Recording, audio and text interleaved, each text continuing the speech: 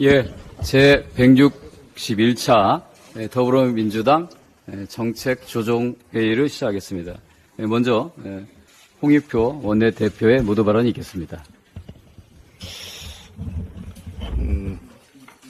오늘 가슴 아픈 소식이 있습니다.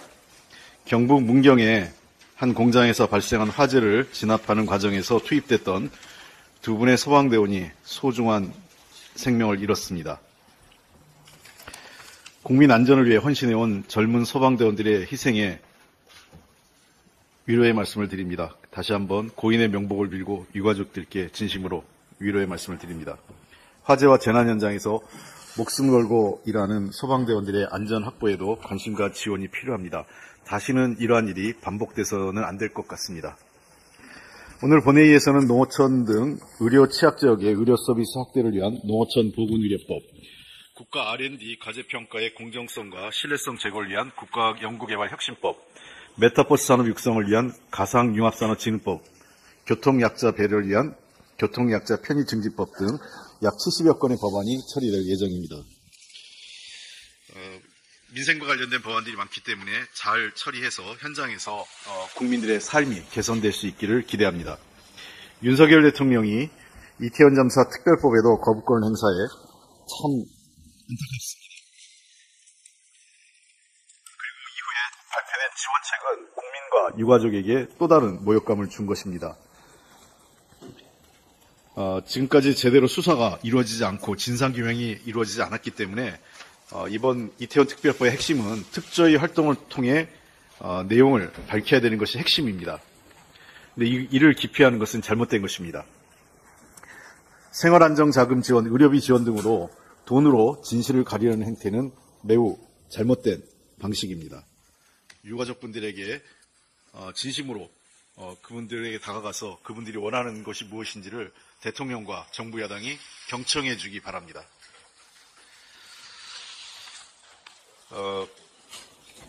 검찰이 국민의힘과 결탁해 민주당 인사들과 비판적 언론인들에 대한 고발을 사주한 사건의 피고인인 손준성 검사에 대한 법원이 징역 1년의 실형을 선고했습니다.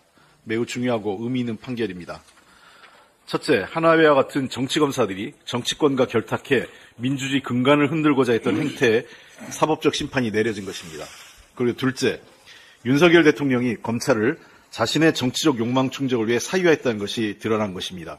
그리고 셋째, 이 과정에서 검찰의 수사권 남용, 증거인멸, 재판 중인 피고인을 승진까지 시키는 불법적 그리고 비도덕적 행태가 드러났습니다.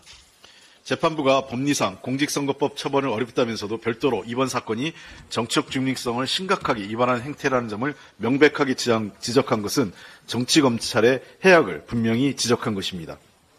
이 사건이 자신에 대한 정치공작이라고 적반하장식 태도를 보이다가 나도 모르니라고 발뺌했던 윤석열 대통령, 그리고 한동훈 비대위원장, 그리고 국민의힘 모두 국민 앞에 사과하고 책임져야 될 일입니다.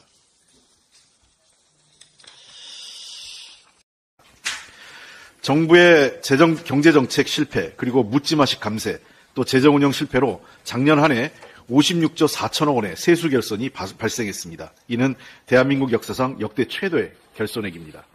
자영업자 폐업, 노인 파산, 법인 파산 등 분야와 세대를 가리지 않고 모든 영역에서 역대 최악의 성적표로 경제와 민생이 악화됐습니다. 이는 정부의 독선과 오만의 정책 기조, 문제 해결 의지도 능력도 없는 무능함, 그리고 문제를 악화시키는 검찰식 관치와 팔비틀기로 대한민국 경제의 최악의 기록을 세우는 것입니다. 윤석열 대통령은 하는 일마다 경제와 민생에 도움보다는 더 마이너스만 하고 있는 것입니다. 민주당은 고금리, 고물가, 고유가 등에 대한 적극적인 대처, 서민과 중산층을 위한 실질적인 민생 대책 실행, 공급망 등 구조적 변화에 능동적인 대응, 그리고 적극적인 재정운영 등 경제정책 기조 변화를 지속해서 강조해왔습니다. 객관적 지표가 대한민국 역사의 최악으로 남을 경제 성적을 보여주고 있는데도 정부는 반성과 개선 노력을 보이지 않고 자신들의 잘못된 정책을 고집하고 있습니다. 지금이라도 잘못된 정책 기조를 전환해서 더 큰 위기가 오기 전에 해야 할 일을 하고 대비해야 될 것입니다. 이상입니다. 예, 이어서 이계우 정책위 의장의 발언이 있겠습니다. 네, 수고 많으십니다. 민주당은 오늘 국민들의 염원이 담긴 철도 도심 구간 지하화 공약을 발표를 합니다. 도심을 관통하는 철도는 생활 편익이 대단히 큼에도 불구하고 도시를 양분하고 또 지역 생활권을 단절을 시키고 아울러 균형 성장을 저해하는 요인으로 작용을 해왔습니다.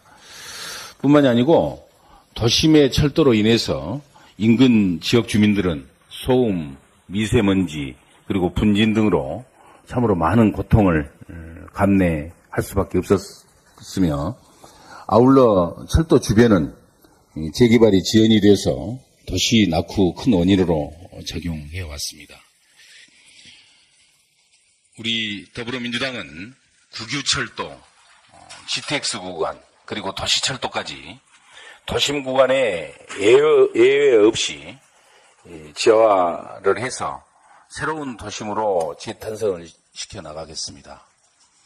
철도 지하화로 지산의 부지가 함께 개발이 되면 또 녹지화가 된다면 지금까지 단절된 공간은 도심 내에서 소통과 문화 공간 또 살아 숨쉬는 도심의 쉼터로 새롭게 탈바꿈할 것입니다. 이로 인해서 도심 주민들의 건강권, 환경권, 주거권 개선은 물론이고 유동인구 증가에 따른 상권의 활성화로 지역경제도 살아날 것으로 기대하고 있습니다. 잠시 후에 있을 민주당의 철도 도심 구간 지하화 공약 발표에 많은 관심과 취재를 부탁을 드립니다. 정말 잔혹한 정권입니다. 윤석열 대통령이 지난 화요일 이태원 참사 특별법에 대한 거부권을 행사를 하더니 여당이 어제는 전세 사기 특별법의 법사위 상정조차 거부를 했습니다. 국민은 사회적 재난으로부터 국민을 보호해야 하는 국가의 기본적 책무조차 도외시하는 윤석열 대통령과 정부 여당의 대체 국가란 무엇인지 묻고 있습니다. 또한 입법권 무시로 국민들을 짓밟고 입법권의 포기로 국민들의 눈에 피눈물을 흐르게 하는 것을 보면서 정치란 과연 누구를 위해서 존재하는 것인지 되묻고 있는 것입니다. 정부 여당은 국민들의 경고를 무섭고 또 무겁게 받아들이기 바랍니다. 민주당은 국민을 살리는 민생법안 처리를 위해서 우리 당이 할 수 있는 모든 노력을 다하겠습니다. 국민을 살리는 일이 가장 중요한 민생이며 정치와 국가가 존재하는 이유이기 때문에 그렇습니다. 한 가지만 더 말씀을 드리도록 하겠습니다. 쌀값과 관련된 문제입니다. 윤석열 정부는 지난해 4월 양곡관리법 거부권을 행사하면서 작년에 당시에 올해 산지 쌀값만큼은 20만 원을 반드시 줘야겠다. 이렇게 국민들에게 호언장담하며 약속을 했습니다. 그런데 어떻습니까? 지난해 11월 15일 쌀값이 20만 원 이하로 떨어지기 시작하더니 1월 25일 현재 19만 4,796원까지 떨어졌습니다. 윤석열 대통령은 대체 언제까지 폭락하는 쌀값을 방치할 예정입니까? 정부 여당이 총선을 겨냥해서 포퓰리즘 정책을 연이어 쏟아내고 있으면서도 농민을 위한 정책은 단 한 가지도 발표하고 있지 않습니다. 대통령이 말하는 국민의 또 여당 대표가 입만 열면 외치는 동료 시민의 우리 농민은 포함되어 있지 않습니까? 참으로 궁금하기 짝이 없습니다. 지금 정부의 무대책 때문에 시장에서 쌀값은 계속 떨어지고 있습니다. 올해도 가격 하락을 우려하는 민간업체들은 벼 매입에 소극적인 자세만 취하고 있습니다. 이에 대해서 농협을 중심으로 해서 벼 매입을 확대를 했다고 합니다마는 농협마저도 가지고 있는 재고량 때문에 그 부담이 커지면서 어쩔 수 없이 쌀을 저가에 시장에 마구 내놓으면서 판매하고 있는 실정입니다. 총선 이후에 쌀값은 더 크게 하락할 것이라는 얘기가 농촌 현장에서 퍼지고 있으면서 우리 농민들의 걱정은 더욱 깊어지고 있는 것입니다. 윤석열 정부에 촉구합니다. 시장 경기를 포함해서 쌀값 안전 대책 조속히 제시를 해주시기 바랍니다. 약속을 지키기 바랍니다. 현재 정부는 식량 원조용으로 정부 보유국 대신에 농협 물량 5만 톤을 사용하겠다 이렇게 발표한 것 외에는 어떠한 대책도 내놓고 있지 않습니다. 하루라도 빨리 정부가 초과 생산량 10만 톤을 시장에서 격리할 것을 촉구합니다. 또한 더 이상 반대를 위한 반대를 하지 말고 우리 민주당이 추진 중에 있는 농산물 가격 안정제 도입에 전향적인 자세로 임해주길 거듭 촉구합니다. 농산물 가격이 떨어질 때 농가의 손실을 보전해주는 제도는 미국, 일본 같은 주요 선진국에서도 이미 시행 중에 있고 또 우리나라에서도 7개 광역자치단체와 62개 시군 내에서 유사한 제도가 시행 중에 있습니다. 그러나 부족한 지방 재정과 지역적인 한계 때문에 지자체의 지원만으로는 효과를 거양하기 어려운 실정에 있습니다. 더 늦기 전에 정부 여당이 그동안 입만 열면 해왔던 농민과의 약속 지키기 바랍니다. 또 국가적인 차원의 농산물 가격 안정제 도입에도 적극적으로 나서주길 거듭 촉구합니다. 이상입니다. 예, 이어서 우리 기다리는 우리 홍성국의 경제 브리핑을 듣겠습니다. 네, 경제 브리핑 말씀드리겠습니다. 어제 정부가 국세 수입 최종치를 잠정치지만 발표를 했는데요. 예상한 대로 56조 원이 덜 거친 것으로 나왔습니다. 그런데 우리가 한번 살펴봐야 될 것은 정부가 지난해 발표한 국가 재정운용 계획에 의하면 2027년까지 연평균 세금이 2.7%씩 증가를 해서 재정이 2027년 되면은 균형을 이루겠다, 이런 계획을 발표했는데요. 지난해 56조 원 덜 거친 것을 감안해서 계산을 하면은 연평균 6.6%씩 세금이 더 올라야 됩니다. 결국은 정부가 많은 정책들을 내놓고 있지만은 기본 가정인 세수 문제에서 모든 계획들은 실현 가능성이 거의 없다고 보여야 됩니다. 특히 올해 아마 세수를 한번 생각해 봅시다. 작년도에 기업이익이 나빴기 때문에 법인세가 잘 거치기는 어려울 거예요. 누가 봐도 상식적이죠. 두 번째, 내수가 어려우니까 부가가치세가 잘 거치겠습니까? 어렵겠죠.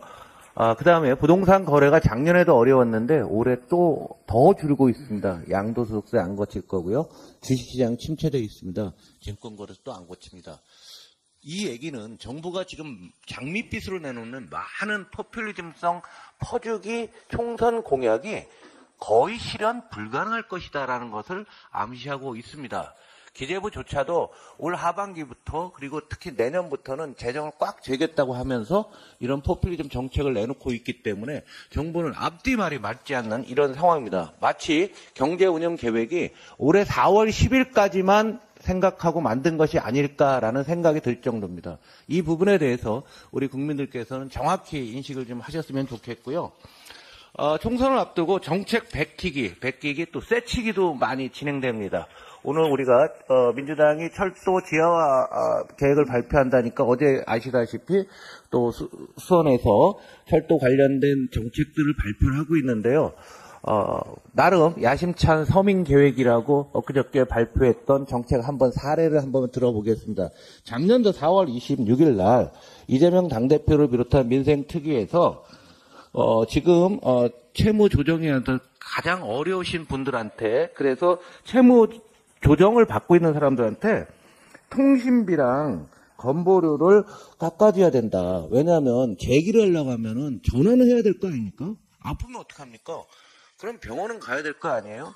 이런 것들이 연체되어 있는 것을 깍자가 분명히 정책으로 작년 4월 26일에 발표했습니다. 그런데 아무 소리 안 하다가 총선을 70일 앞둔 이번 주에 뭐라고 하냐면 통신비를 깎아주겠다. 똑같이 나오고 있습니다. 또 있습니다. 예금자 보호법을 5천만 원에서 1억으로 상향하자. 이거 굉장히 중요한 정책입니다. 저축은행, 신협중앙회, 새마을금고, 그 다음에 상호금 농협 수협 축협들에서 예금 이탈이 많이 되는데 안전하게 하기 위해서 일단 예금이 올라가고 중금리 시장을 만들거든요. 작년도 3월 20일 날 이미 여기 사진 나오시죠? 우리 당대표와 우리 많은 여기 의원들이 함께해서 1억 원을 올리자라고 다 해놨는데요. 아무 소리 안 하다가 총선 70일 나오니까 대건 말건 마구 정책을 내놓고 있습니다. 지금 정부가 내놓는 많은 정책, 또 증시를 둘러싼 코리아 디스카운트 완화 정책을 내고 있는데요. 지난 1월 한 달간 29일까지 전 세계 자산 중에서 굉장히 한국과 영향력이 있고 중요한 것들을 보게 되면은 1월 한 달간 그 많은 정책 폭탄을 쏟아냈음에도 불구하고 가장 많이 떨어진 게 1등 코스피, 2등 코스닥, 원화 가치 하락, 한국 채권, 빨간 칸으로 해놓은 건데요. 아무런 반응이 없습니다. 이 얘기는 잘못된 정책이라는 것을 시장은 너무나 잘 알고 있다는 사실입니다. 정부에 촉구합니다. 총선을 앞둔 포퓰리즘, 퍼주기성 정책 그만두시고 실행도 불가능합니다.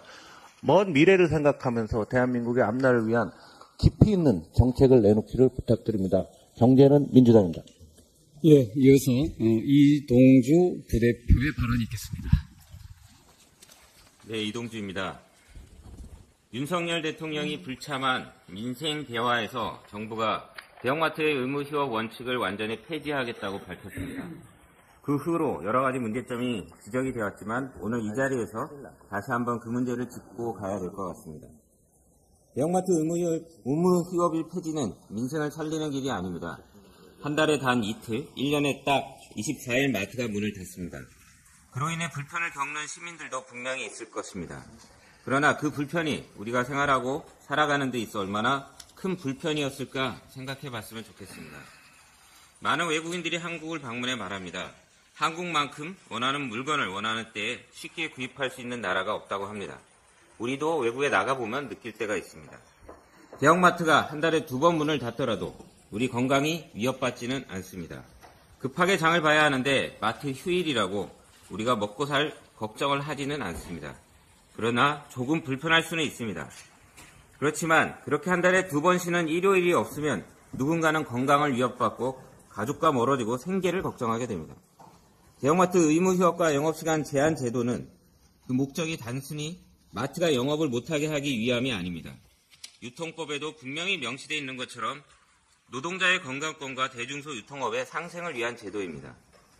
국제노동기구 제14호 제116호의 협약은 모든 근로자는 최소한 계속하여 24시간의 휴식을 향유해야 하며 이 휴식은 가능한 각 사업장의 모든 근로자에게 동시에 부여하여야 한다. 이 휴식은 당의 국가 또는 지역의 전통이나 관습에 의하여 이미 정하여진 날과 가능한 일치하도록 정해야 한다고 규정하고 있습니다. 이는 대부분의 근로자가 쉬는 일요일과 명절에 공동의 휴식을 취할 수 있도록 보장하자는 취지입니다. 근로자의 행복할 권리, 가족 구성원과의 교류, 종교활동 참여권 보장, 사회 구성원들 간의 주말 경조사 참여 등을 보장하기 위함입니다. 근로자들에게 올해 단 2번 가족과 함께할 수 있는 일요일을 빼앗아서는 안 됩니다. 온라인 소비가 증가한다는 것도 사실이지만 그렇다고 오프라인 소비가 사라진 것은 아닙니다. 아직 많은 소상공인은 오프라인 소비 비중이 높습니다. 그에 따라 대형마트 의무 휴업은 여전히 전통시장과 골목상권에 많은 영향을 주고 있습니다. 2015년 산업부 조사와 21년 정경련 조사에서 모두 대형마트 의무 휴업일에 전통시장과 동네 슈퍼마켓, 편의점 등을 이용한다는 응답이 50%가 넘었습니다. 의무 휴업이 폐지되거나 평일로 전환된다면 중소유통업의 피해 확대는 너무나 자명한 사실입니다. 국민 불편을 해소하기 위함이라는 것도 잘못된 주장입니다. 최근 여론조사에서 국민 68%가 의무 휴업 폐지에 반대했고 62%가 현행 제도가 불편하지 않다고 응답했습니다. 이것은 소비자들 역시 대형마트 의무 휴업을 통한 상생의 가치에 공감하고 일상에 불편이 없는 소비 생활을 하고 있다는 것입니다. 지금 우리 국민들 중에 누가 의무 휴업을 폐지해달라고 청원하고 있습니까? 국민들이 대형마트 의무 휴업 때문에 너무 불편하다, 고통스럽다고 말하고 있습니까? 그렇지 않습니다. 오직 유통 대기업들만의 요구일 뿐입니다. 다시 한번 윤석열 정권에게 경고합니다. 대형마트의 매출을 올려주는 것은 민생이 아닙니다. 노동자가 정해진 날짜에 쉬도록 하는 것, 골목상권과 전통시장의 상인들의 생계를 보호하는 것, 그것이 바로 민생입니다. 이상입니다. 예, 이어서 이용빈 부대표의 발언이 있겠습니다. 네, 더불어민주당 광주 광산갑 국회의원 이용빈입니다. 2024년 1월 30일은 무정부 상태를 선언한 치욕의 날로 기억될 것입니다. 윤석열 정권이 끝끝내 국민적 요구를 무시하고 이태원 참사 특별법을 거부했습니다. 국민의 생명과 재산 그리고 국민의 안전을 수호해야 하는 국가의 책무를 저버린 것입니다. 정부의 기능을 대통령 스스로 포기하겠다는 선언입니다. 국민의 대표인 국회의 결정을 거듭 거부함으로써 삼권 분립의 원칙도 헌법이 강제하는 대통령의 의무도 거듭 거부함으로써 헌법 존립의 가치를 부정했고 결국 2024년 1월 30일은 윤석열 대통령이 대한민국을 무정부 상태라고 전 세계에 선언한 치욕의 날로 기억되게 했습니다. 국회를 통해서 표현되는 국민주권 자체를 거부한 것입니다. 이제 우리 국민들은 모든 외부적 위협과 어려움이 닥쳐도 국민 스스로가 각자 도생해야 하는 무정부 상황에서 하루하루를 보내야 하는 끔찍한 상황에 놓이게 됐다고 해도 과언이 아닙니다. 국민의 생명과 재산, 안전을 등한시하는 정부는 정부로서의 자격이 없습니다. 이런 정부는 대한민국에 필요 없습니다. 지금 윤석열 대통령의 행태를 보면 제 멋대로 할 수 있고 거기에 아무런 부끄러움도 느끼지 못하고 있는 것 같습니다. 윤석열 대통령께 한 말씀 드리겠습니다. 대한민국은 제왕무치한 왕의 나라가 아니라 주권자 국민의 민주공화국입니다. 이제는 대한민국과 국민을 위해서 결단할 때가 됐습니다.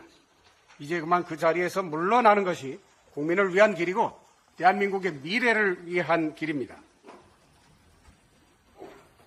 윤석열 정권 집권 2년 동안 대한민국이 검사 왕국으로 변해가고 있습니다.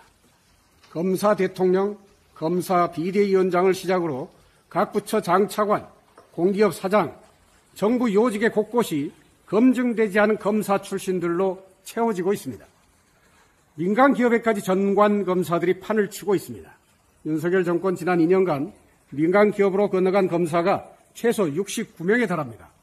검사장급 24명 중 13명이 2개 이상의 민간기업 사회이사나 감사위원으로 취업한 것으로 나타났습니다. 수사권과 기소권이라는 무소불위의 권력을 가진 검사 집단에 검찰 카르텔이 검사 정권 하에서 더욱 활개를 치고 있는 모양새입니다. 대한민국이 검사 정권의 전유물입니까? 독선과 무능으로 무장한 검사 정권은 국가 경제가 무너지고 서민의 삶이 피폐해지고 있는데 오로지 재벌 대기업의 편에 서서 부자 감세만 외치고 있습니다. 서민 경제 회복과 국가 경제 회복을 위한 대책은 도무지 어디에 있습니까?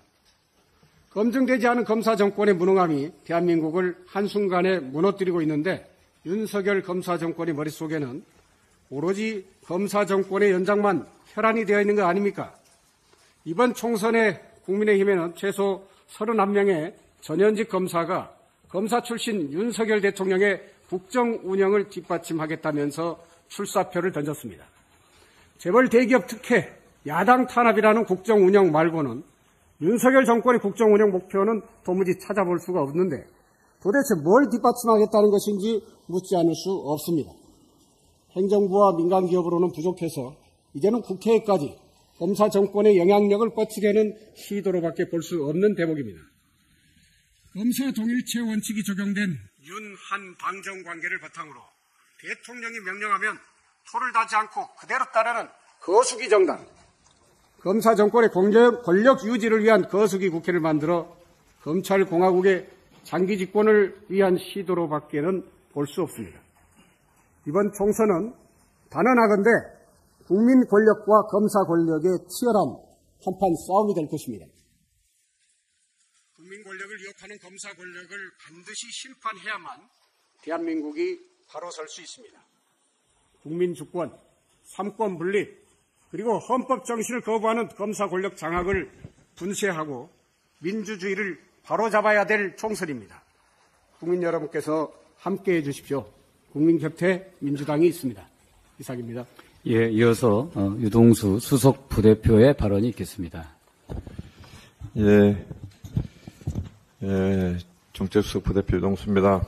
어제 통계청에서 2023년 12월 및 연간 산업활동 동향을 발표했습니다.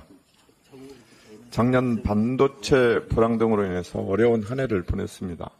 특히 하반기 들어 회복세를 보인 생산에 비해서 소비와 투자는 여전히 얼어붙어 있음을 확인할 수 있었습니다. 코로나 이후 서비스업이 호조를 보이면서 전 산업 생산은 2022년 대비 0.7% 증가한 것으로 나타났습니다.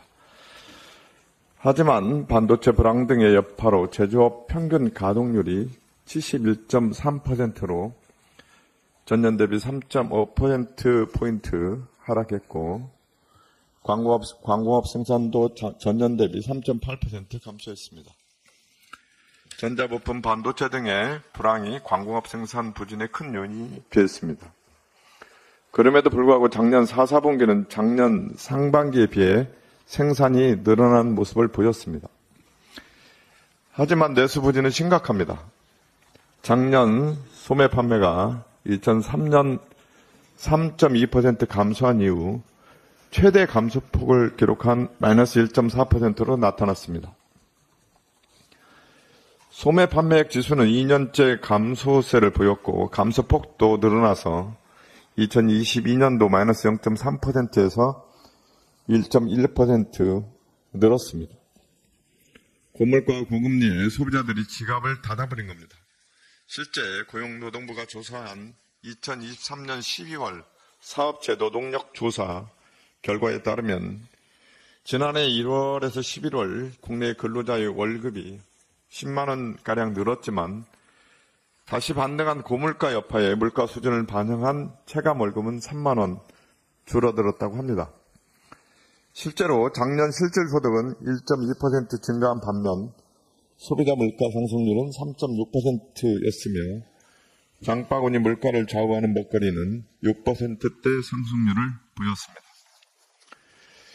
작년에 이어 올해도 소비 심리는 회복되기 어려워 보입니다.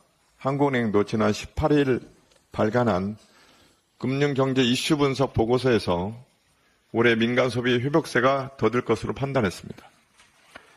재화 소비는 금리와 물가 상승의 영향을 크게 받고 있는 데다 서비스 소비마저 둔화하고 있다는 것입니다. 그런데 윤석열 정부는 적극적인 내수 살리기보다 말뿐인 건전 재정에 올인하고 있습니다. 대기업 부자 감세에는 진심이면서 서민과 중산층의 가처분 소득 증가에는 모르쇠로 일관하고 있습니다. 전문가들은 내수 진작을 위한 정부의 정책이 소극적이라고 지적합니다. 작년 정부 소비 증가율은 1.3%에 불과했습니다. 내수가 회복되지 않으면 우리 경제가 1%대 저성장이 고착될 수도 있습니다. IMF도 최근 세계 경제전망 업데이트 보고서를 통해서 올해 한국 경제 성장률 전망치를 2.3%로 제시하면서도 내수 약화가 경제 반등의 발목을 잡을 수 있다고 경고했습니다. 윤석열 정부는 서민과 중산층을 고려한 내수 진작을 위한 실질적 대책을 내놓아야 합니다. 금투세 폐지, 종부세 공정시장 가액 비율 60% 지정 등 자산가에 대한 감세 여력이 있다면 그 감세 여력을 내수 진작, 소비 촉진을 위한 재정 투입에 쏟을 것을 강력히 촉구합니다. 이상입니다. 예, 이어서 박주민 수석의 발언이 있겠습니다. 네. 아까 원내대표님도 말씀하셨는데요. 손준성 검사에게 징역 1년이 선고됐습니다. 윤석열 대통령은 지난 대선 당시에 손준성 검사가 보낸 고발장이 출처가 불분명한 괴문서다라고 주장을 했고요. 손준성 검사 등에 대한 제보는 정치 공작이다 이렇게 선언을 했습니다. 근데 결과적으로 검찰이 선거에 개입했다라고 법원은 판단한 것입니다. 손준성 검사를 비롯한 수사정보정책관실 검사들이 관련된 내용을 생성하고 보냈다라는 것이 맞다라고 법원이 판단했다는 것이죠. 여기서 질문을 하나 좀 던지고 싶습니다. 손준성 검사는 왜 고발장을 작성하고 전달했을까요? 손준성 검사에게 어떤 이익이 있습니까? 손준성 검사에게 범죄 동기가 있습니까?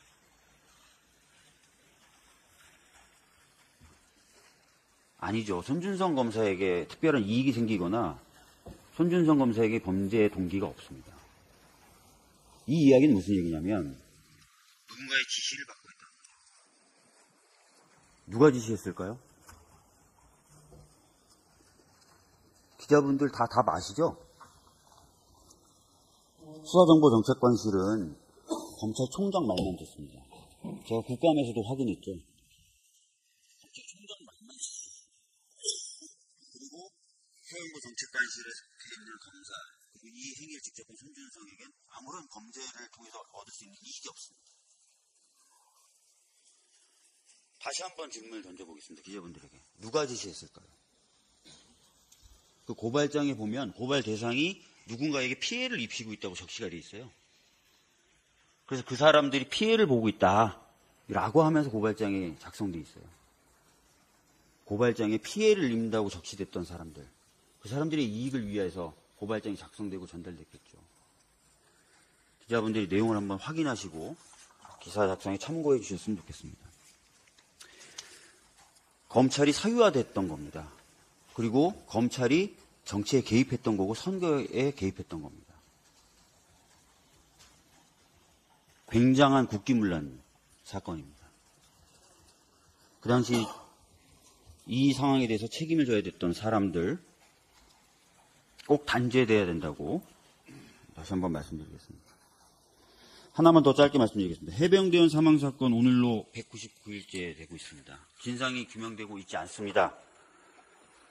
그런데 최근에 여러 가지 보도가 나오고 있는데요. 그중에는 경북경찰청에 이첩됐던 최초의 사건 기록이 금감체로 다시 회수되는 과정에서 대통령실이 조율했다라는 그런 내용이 보도됐습니다. 대통령실, 국방부 등의 외압 정황이 점점 뚜렷해지고 있는 겁니다. 실체가 명확하게 밝혀져야 됩니다. 국정조사 필요합니다. 상황이 이렇게까지 치닫고 있는데 국정조사 하나 못하고 있는 국회, 제대로 된 역할을 못하고 있다고 봅니다. 김진표 의장님 결단해 주십시오. 국정조사 반드시 이루어져야 됩니다. 이 정도의 정황이 드러나고 있는데 반드시 국정조사 이루어져야 된다는 점을 강조해서 말씀드립니다. 이상입니다. 예, 마지막으로 제가 좀 말씀 좀 드리겠습니다. 국제 투명성 기구가 국가 청렴도를 발표했습니다. 우리나라는 작년과 똑같은 63점이지만 전체 순위는 한 단계 하락한 32위입니다. 윤석열 정부 들어서 경제, 민주주의, 평화 모든 분야가 후퇴하고 있지만 부패 지수도 제자리 걸음하거나 오히려 떨어지고 있다고 하는 것을 보여줍니다. 그런데 국민권익위원회가 발표한 자료를 보면 올해 민생 침해 부패를 근절하고 사회 전반에 청년 문화 확산에 주력하겠다고 발표했습니다. 이 국제 청렴도 조사는 공공, 정치 부문에 존재하는 부패 수준을 평가하는 겁니다. 정부나 권력의 부패를 따지는 건데 민생 침해 부패라고 엉뚱한 것을 지목한 것입니다.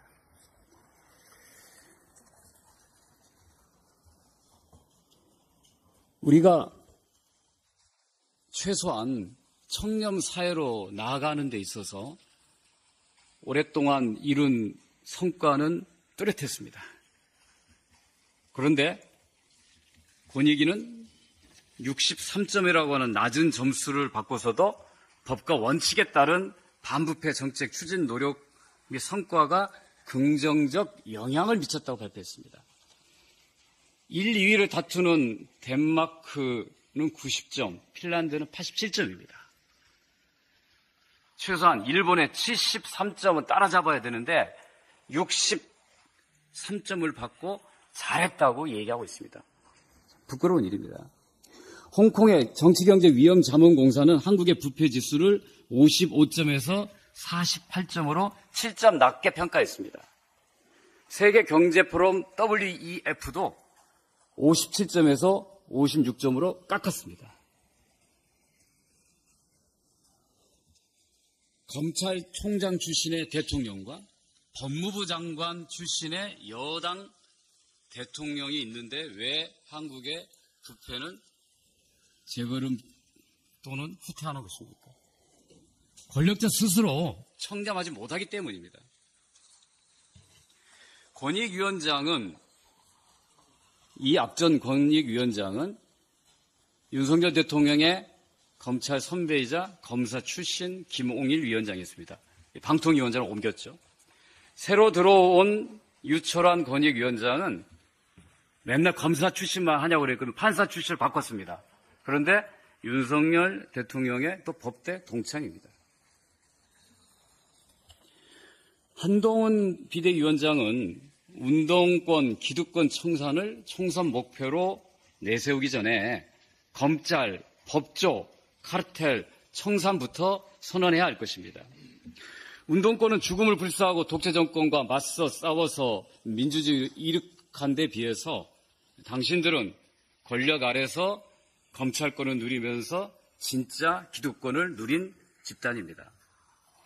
우리 속담에 윗물이 맑아야 아랫물이 맑다라고 하는 말이 있습니다. 윤석열 대통령과 한동훈 위원장이 사회 상층의 부패, 다시겠습니다. 한국투명성기구가 지적한 대로 사회 상층의 엘리트 카르텔 부패 청산을 위해서 먼저 김건희 여사 명품백 수수 사건부터 제대로 조사하기 바랍니다. 이상입니다.